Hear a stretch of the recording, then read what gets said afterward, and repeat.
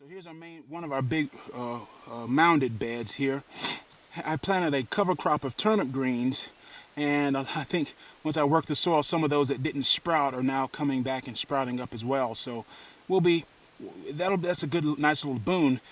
But the main thing is I transplanted a lot of Swiss chard here, and I'm happy to see that chard beginning to really establish itself. But although it's been, in a lot of ways, way too wet, it's been very, very wet. But I think if it dries up and then we'll probably be able to do pretty well. So we're going to transplant some of these. And typically the way I do this is pretty simple. I left the marker here, and I will a lot of times just, I don't know if I'm holding that in a way that you can see it, but get that out. Now you see that root there is all bound already, but what I will do is oftentimes I'll just kind of take my time, separate them out by the root, and I'll set one there, and then set one there, and then set one there, and we'll just go all the way down until we get done with this little cup.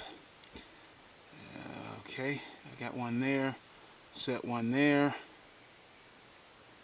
and then we'll set one right there. So then I just come back here. See, the emitter here, that's where the water drips out, that little hump there. We don't really need to be bending over like this in my back, and so what I'll do is I'll just kind of come here and then work it in like that. Then I'll turn on the system here in a few more minutes. It kind of helps to get up on one knee for me to support one hand on a knee.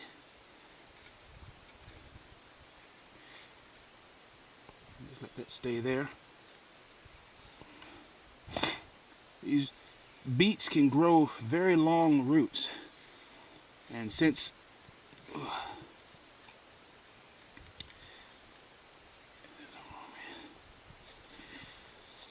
they are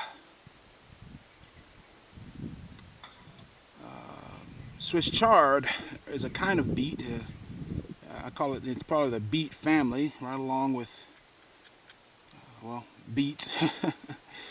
And so we got to finish this row here and then that row.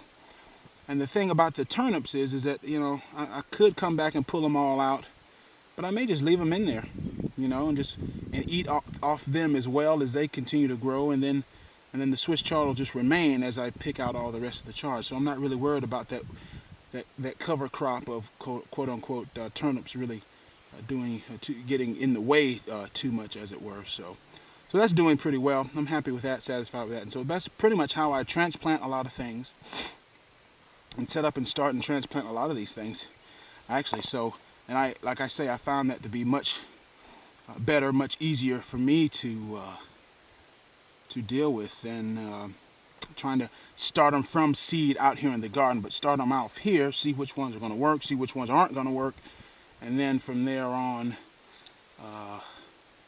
it's one of those brown spiders you saw them streaking across there, and that's how that works for me. So what do you guys do? Is it the same kind of thing? You guys transplant? You guys plant, transplant, what, you know?